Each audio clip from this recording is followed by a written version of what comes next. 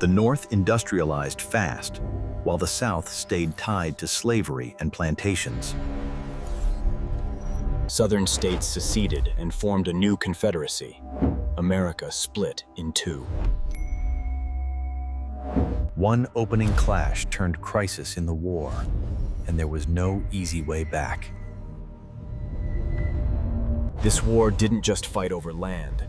It fought over what America would be. After the election, the country reached a breaking point, and the Union began to crack. A turning point reframed the conflict, linking the war to freedom itself. The North had more people, more industry, and more supply power to sustain a long war. The Union tightened a naval blockade, squeezing Southern trade and supplies. Control of the Mississippi River could split the Confederacy, and the Union fought to do exactly that. The Union survived, but the country was shattered, and the hardest questions remained. When the guns fell silent, Reconstruction began. Another fight, but with laws and power. The next question was brutal. How would the South rejoin?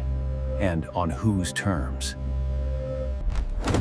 Violence and intimidation surged, war tactics shifting into politics. Voting rights became the center of the struggle. Who counted and who could be shut out? Federal power moved in, seen as protection by some and occupation by others.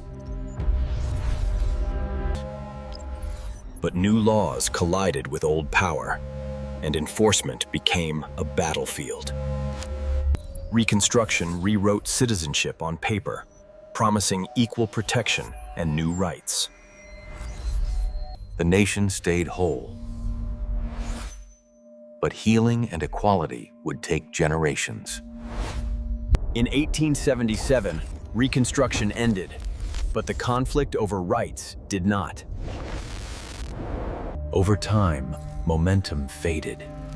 Reconstruction faced fatigue, conflict, and backlash. This became a war of endurance. Whoever held supply lines could outlast the other. As the blockade and pressure expanded, the Confederacy's room to breathe kept shrinking. The 14th Amendment defined citizenship and demanded equal protection under the law. Then came another shock. America lost its leader at the most fragile moment. The war ended with surrender, but the fractures in society were still wide open. When key Southern centers fell, coordination broke ground, and the war's balance shifted hard.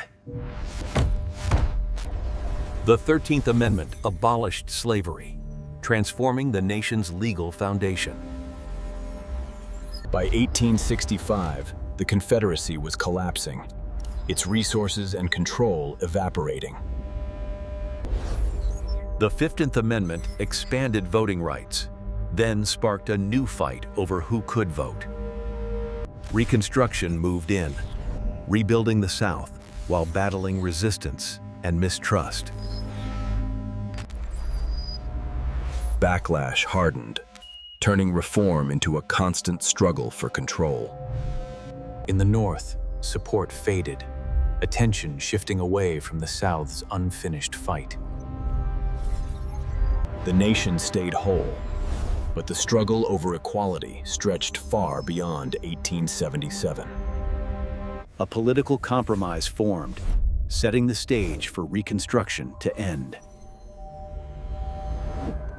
In 1877, federal enforcement pulled back, leaving a vacuum on the ground. Which story should we map next?